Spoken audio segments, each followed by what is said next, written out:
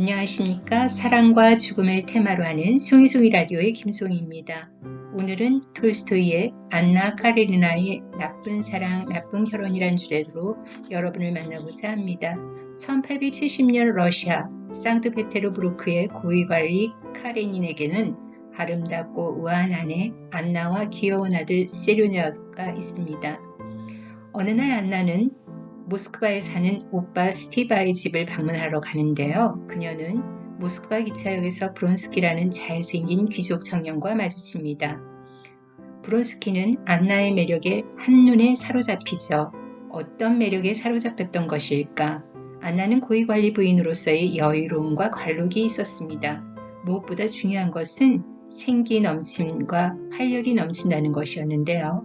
그러니까 단지 아름답기만 했던 것이 아니라 그녀의 몸짓 눈빛에는 무언가 남다른 생명력이 넘친다는 것이 안나 매력의 포인트였죠.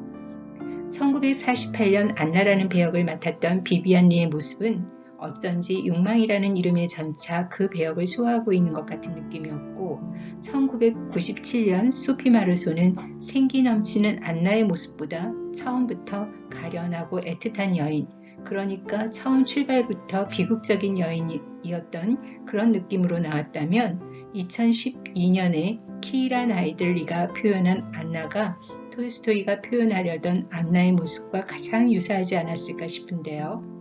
에린 존스와 춤을 추며 절절한 사랑을 나누는 모습이 열정 그 자체인데 매혹적이고 활력이 넘치던 사람이 그늘로 가리워진 삶을 살아가면서 부서지고 무너지는 처연한 모습을 그대로 묘사하는 게 정말 훌륭했다는 생각입니다. 모스크바 역에서 청년 브론스키가 안나를 바라봤을 때 묘사를 들어볼까요?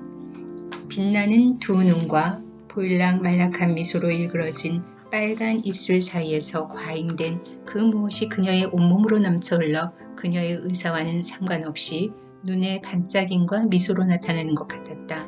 안나에게 흘러나오던 이 생명력은 마지막 안나의 죽음을 더욱더 충격적이고 아프게 만들어주는 반전 효과를 더욱 선명하게 드러냅니다. 브론스키를 만나기 전까지 안나의 삶은 순조로웠죠. 결혼 생활에 큰 불만 같은 것은 없었습니다. 남편과 20살가량의 차이, 애정 같은 것은 애당초 생각도 해보지 못했지만 말이죠. 정계의 실세인 카레닌의 명성과 부는 그녀에게 안락한 삶을 제공해 주었고 그녀는 남부러울 것 없는 귀부인의 삶을 나름 잘 살고 있었습니다. 그러나 안나가 브론스키를 만난 뒤 안나는 완전히 변합니다. 눈에 남편의 외모가 슬슬 거슬리기 시작하죠. 처음엔 남편의 귀가 거슬리기 시작하더니 남편이 잠잘 때 코 고는 소리가 영 거슬리는 겁니다. 부부 관계의 종말을 드러내는 화약고가 터지기 시작한 것이죠. 별 재미도 없고 별 대화도 없던 무미건조한 결혼 생활에 대한 불만과 자각은 그 잘생긴 브론스키 청년과의 만남에서 시작되는데요. 그는 이 여인에게 기름 한 방울을 떨어뜨린 것입니다. 그 기름 한 방울로 인해 가정에 불화가 생기고 마침내 한 줌 재로 사라지게 될 기름 한 방울 말이죠. 브론스키는 고백합니다. 당신은 나에게 삶의 전부라는 것을 모르십니까? 나는 마음의 안정이라는 것이 무엇인지 모르기 때문에 그것을 당신에게 드릴 수가 없습니다. 하지만 나의 전부, 사랑, 그것은 드릴 수 있습니다. 브론스키는 유부녀 안나와 잠시 놀다 그치는 것이 아니라 노름을 진짜 열정으로까지 몰아가게 되고 안나는 만천하에 까발리게 됩니다. 그리고 두 사람이 정사를 하는 장면을 보면 섬뜩하기까지 합니다. 거기에 어떤 쾌락과 환희도 희열도 없으니 이게 웬일입니까?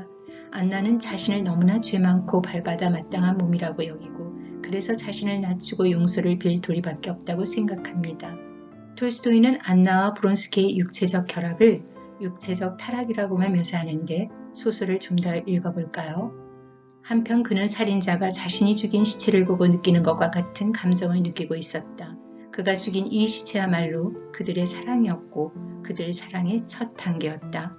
수치심이라는 무서운 대가를 치르고 얻은 것을 회상해보니 거기에는 뭔가 무섭고 더러운 것이 있었다.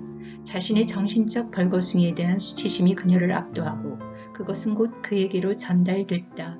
그러나 살인자는 자신의 죽인 시체에 대해 이루 말할 수 없는 공포를 느끼면서도 그 시체를 감추기 위해서는 난도질을 해야 하며 또한 살인 행위를 얻은 것을 끝까지 이용하지 않으면 안 된다. 그래서 살인자는 정렬이라 할 수 있는 분노를 안고 그 시체에 덤벼들어 끌고 다니거나 난도질을 하는 것이다. 막심 고리티는 톨스토이가 여자에게 무자비할 정도로 적대적이며 여자에게 벌 주는 것을 즐긴다라고 회고할 정도인데요. 사실 톨스토이만큼 육체적인 것을 탐닉했던 사람도 없을 법한데 그는 의외로 그 음탕하고 추잡함을 혐오에 가까울 만큼 진저리 치기도 했던 인물입니다. 안나와 브론스키의 사랑, 그들은 육체적 관계의 시작과 더불어 내리막길을 걷는데요. 안나의 입장에서 볼 때 너는 내 모든 것이라고 하여 자식과 남편을 버리고 한 자기 선택을 상대인 브론스키에게 끊임없이 인지시킵니다. 남편이 이혼을 해주지 않아 불륜녀가 되어 있고 사랑하는 아들과는 만남 자체가 차단됩니다. 그리고 고위공직자 부인으로 인정받아오던 주변 지인들의 시선은 한순간 차갑고 냉혹해지면서 안나는 스스로 우울감과 괴로워지고 브론스키에게 끊임없는 의혹과 질투심을 상기시킵니다. 그리고 끊임없는 사랑을 타령하는데요. 그렇다면 브론스키는 그렇게 의심을 살 만한 어떤 행동이라도 있었던 걸까?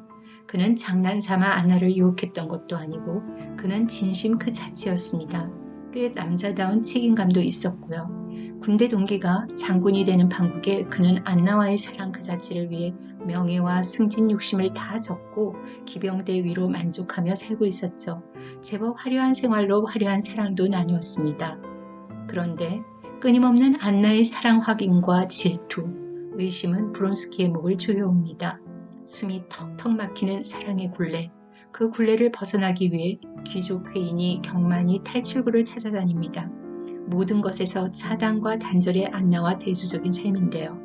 그럴수록 단순한 의상과 헤어스타일로 브론스키를 사로잡았던 안나가 부쩍 더 많은 외모와 의상에 신경을 씁니다. 몸뚱이와 육적인 관계에 더 신경을 쏟아낼수록 그들은 왠지 더 허탈해지는 관계로 추락하는 것만 같습니다. 사랑의 진실이 사랑의 거짓으로 극도로 뛰는 심장이 진저리 치는 관계성으로 말이죠. 내면에서 내면으로 진실에서 진실로 만나는 사랑과는 자꾸 어긋나고 멀어져만 갔습니다. 안나는 말합니다.